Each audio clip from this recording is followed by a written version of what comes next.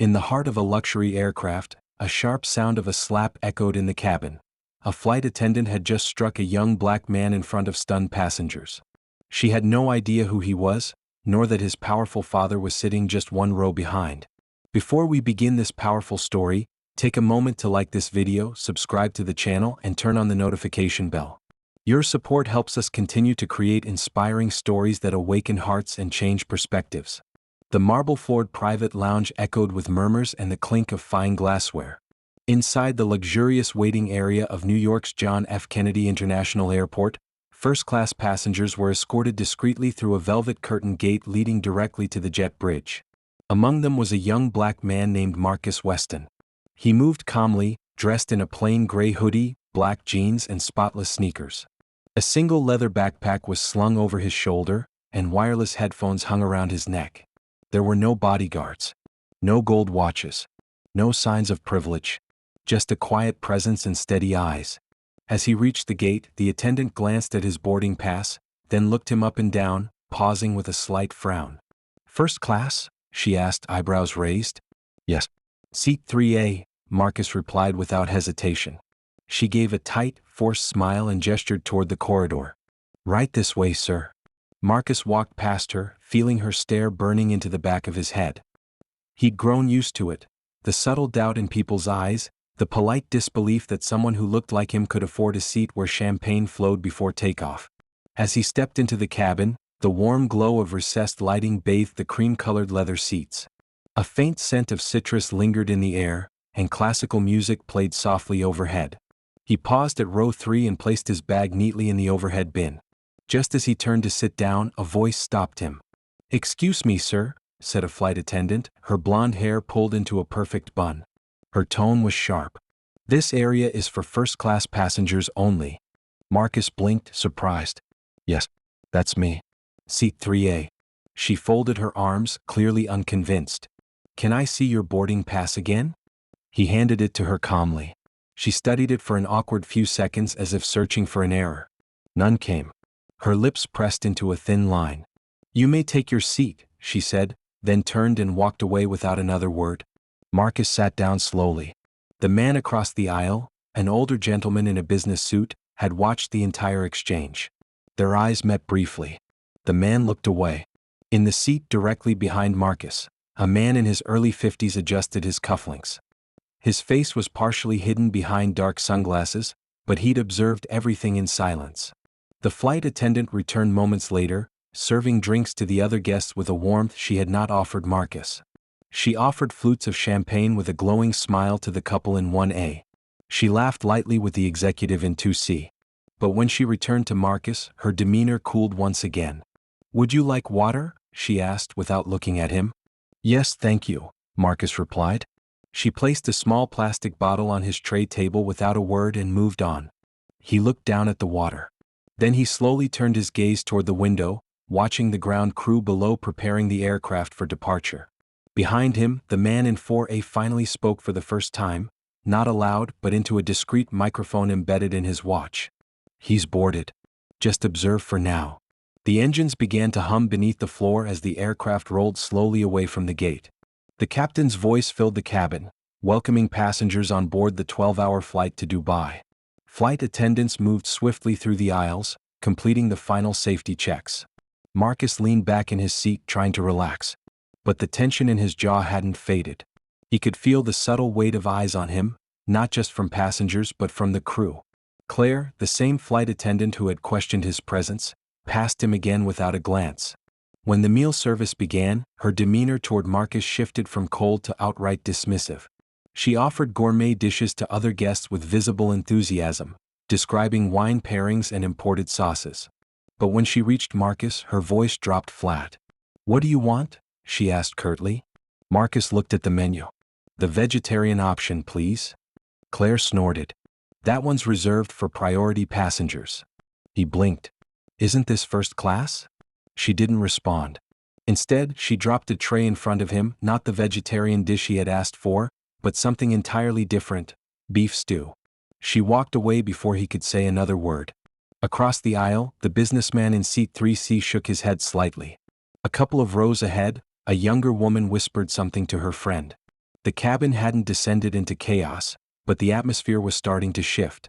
People noticed. Marcus picked at the food, appetite lost.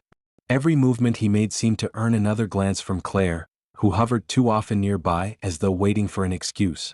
And then, during a later round of beverage service, that moment came. Claire returned pushing the drink cart. Marcus reached slightly forward to retrieve a bottle of orange juice before she could place it down. "Don't touch that," she snapped. "I was just," Marcus began. In one swift motion, Claire slapped his hand. The impact echoed faintly through the cabin, followed by an eerie silence. But it didn't end there. She slapped his cheek. A sharp gasp came from somewhere near the back of the cabin. A child whispered, "Mom, she hit him." Marcus froze, stunned. The left side of his face burned. Passengers nearby turned their heads, some with mouths agape. A phone was lifted. A camera blinked red. The moment had been captured. Claire stepped back, breathing fast, realizing too late what she had done. And then, from behind, came a voice like thunder cloaked in velvet. "That's enough." The voice came from seat 4A. Every passenger turned. Claire's eyes widened. Her lips parted in disbelief as she slowly turned around.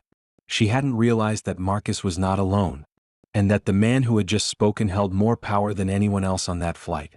Claire turned slowly, her breath caught in her throat. The man in 4A had risen from his seat, his presence suddenly towering in the silent cabin. He removed his sunglasses with a slow, deliberate motion, revealing sharp eyes beneath a furrowed brow. His calm voice from moments ago was now laced with unmistakable authority. "Is there a reason?" he began, his gaze locked on Claire. "Why my son just got slapped in front of the entire cabin?" Claire staggered backward a step, her mouth opening but no words coming out. Her eyes darted to Marcus, then back to the man now standing behind him. "Sir, I didn't realize he was, I thought," she stammered, her professional facade crumbling. The cabin was still. Phones were out. No one was hiding their curiosity now. The older businessman in 3C leaned forward slightly, whispering to himself. "Gerald Weston," he muttered. The Gerald Weston. The name swept across the cabin like wind catching dry leaves. Gerald Weston. Billionaire. Owner of Weston Industries. Majority shareholder in the very airline they were flying. The man who had flown on private jets for years, but had recently made headlines for flying commercial to observe service firsthand. He stepped beside Marcus and placed a hand on his son's shoulder. Marcus didn't say a word. His father could see the anger Marcus was holding back, could feel it in the way his son's chest rose and fell.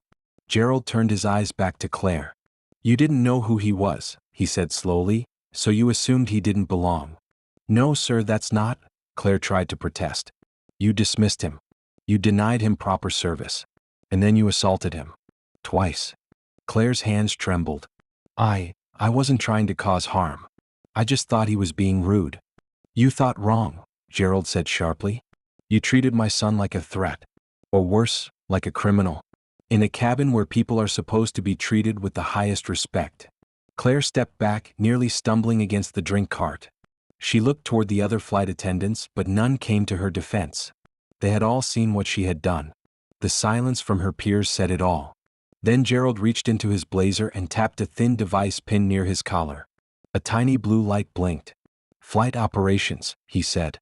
"This is Gerald Weston. I need to speak with the captain. Now." Every jaw in the cabin dropped.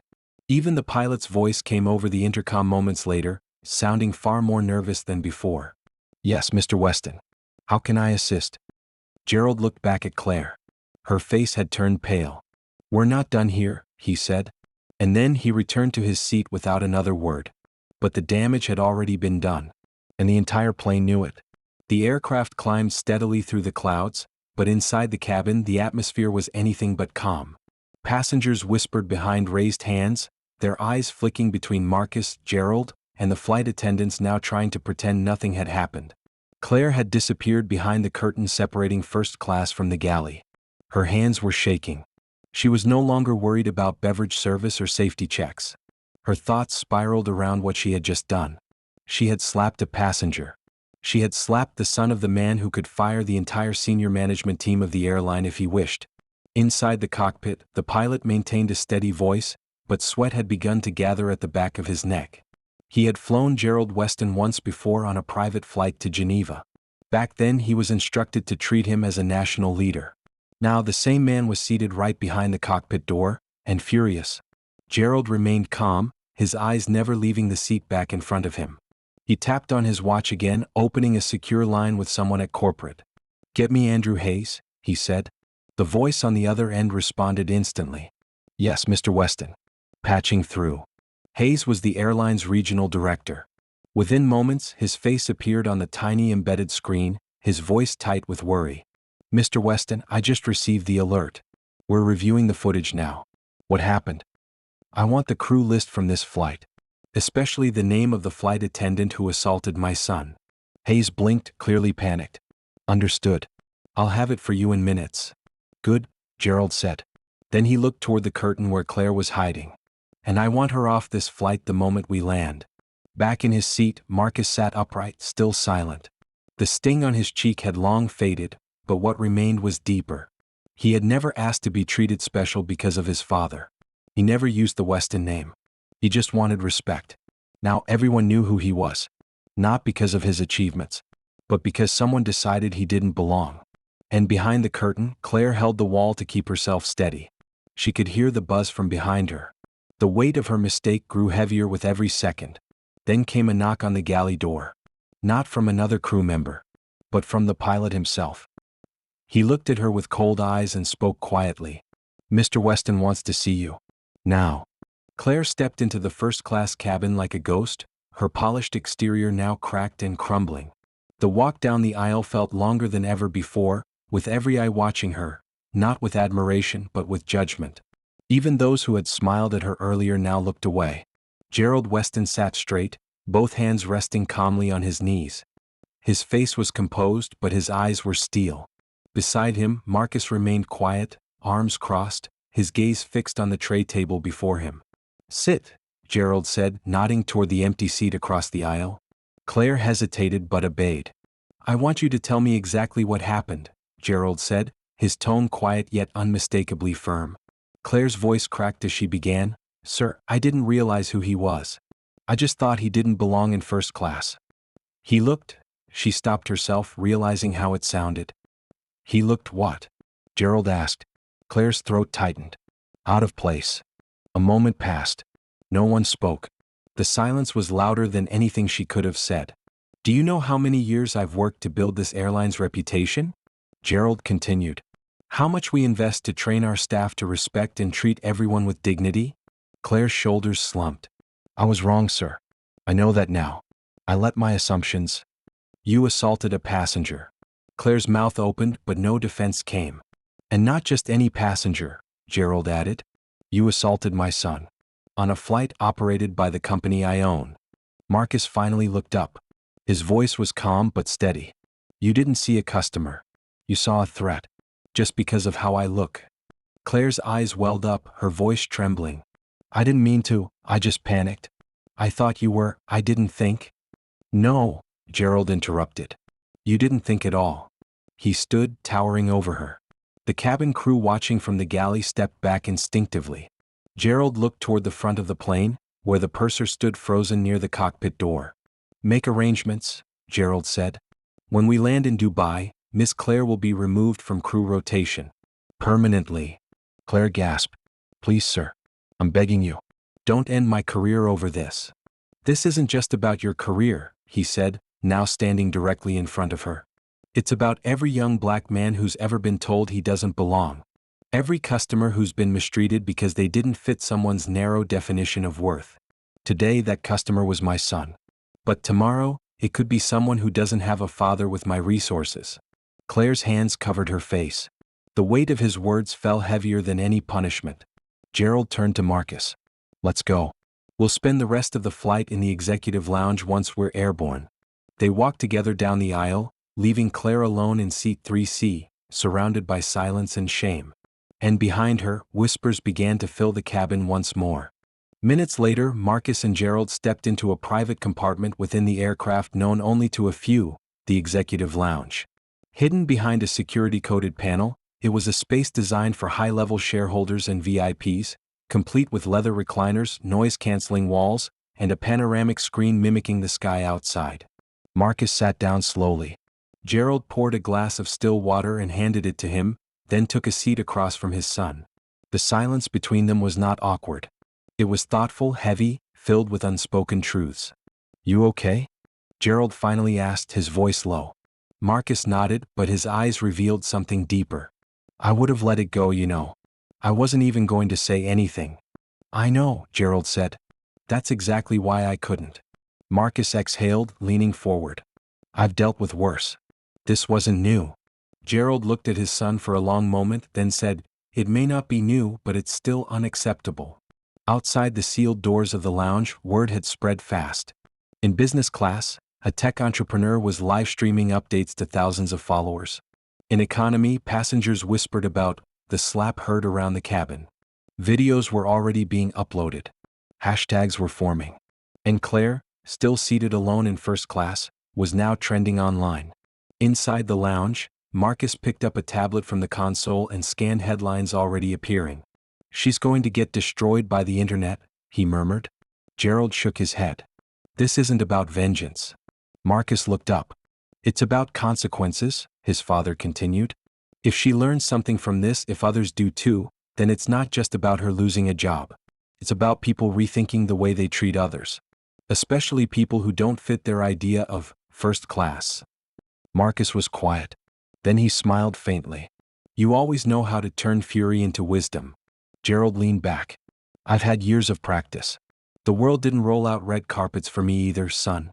They only did after I bought the floor they were standing on." Marcus chuckled for the first time in hours. But their moment of calm was brief. The flight purser knocked gently on the lounge door and entered with an urgent look. "Mr. Weston, we've received a message from the board." Gerald raised an eyebrow. "They're asking if you want to issue a public statement before this becomes something bigger." Gerald stood. "No."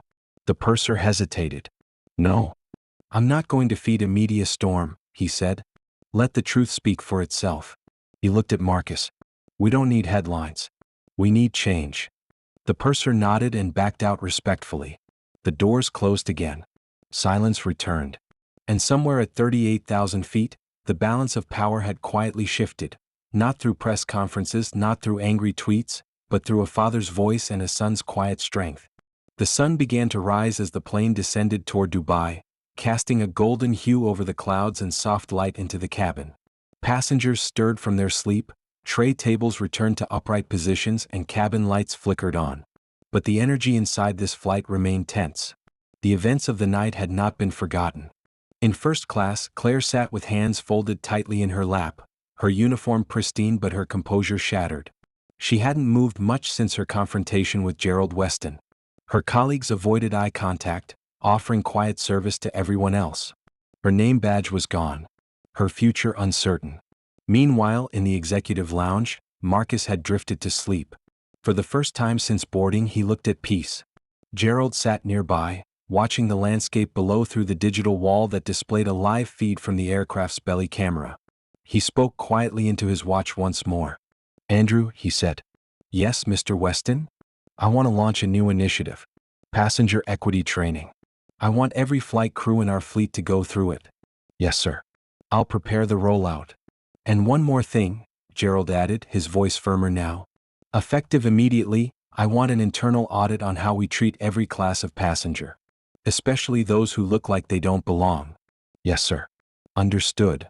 Gerald ended the call and looked once more at his son. Marcus stirred slightly, shifting in the seat, unaware of the seeds being planted in his name. As the wheels of the jet touched down on the runway with a deep thud, the entire cabin jolted gently. The voice of the captain came over the intercom, smoother than before but still cautious. "Ladies and gentlemen, welcome to Dubai. The local time is 6:08 in the morning. We hope you had a pleasant flight." Pleasant was not the word anyone would use to describe what had just taken place. Airport staff prepared a private exit for Gerald and Marcus. A black Mercedes Maybach waited at the gate, already arranged by the airline's top management. As Marcus stepped off the plane, he paused at the doorway. The morning heat pressed against his skin. He looked back once, not to gloat, not to glare, but simply to mark the moment. Claire stood near the galley, her hands now behind her back. Their eyes met. No words were exchanged. But in that brief second, something passed between them, Not forgiveness, not blame, but understanding. The kind that comes only after pain exposes the truth. Marcus descended the stairs. Gerald followed beside him. And behind them, the aircraft that had once been filled with quiet prejudice now carried something heavier than luggage. A story that would spread far beyond the runway, reaching boardrooms, living rooms, and hearts across the world. A son who stood with grace. A father who rose with justice. And an airline that would never be the same again. Moral of the story. Behind the glass of a luxury cabin and the clinking of fine crystal, a deeper truth was revealed, a world still shadowed by prejudice. A young man wasn't disrespected because of his actions or his words, but simply because of how he looked. What seemed like a small slap became a thunderous strike against a system that often hides discrimination behind polished uniforms and forced smiles. This story isn't just about the power of a father or the status of a son. It's about the silent strength of those who choose dignity over rage. It's about the voices that speak when silence would be easier. And most of all, it's about the need to see people not through the lens of assumption, but through the truth of their humanity. Let this serve as a reminder: respect should never be reserved for the familiar or the privileged. It must be extended to everyone, especially to those whom the world has taught us to overlook. Because sometimes the one you dismiss today holds the power to change everything tomorrow.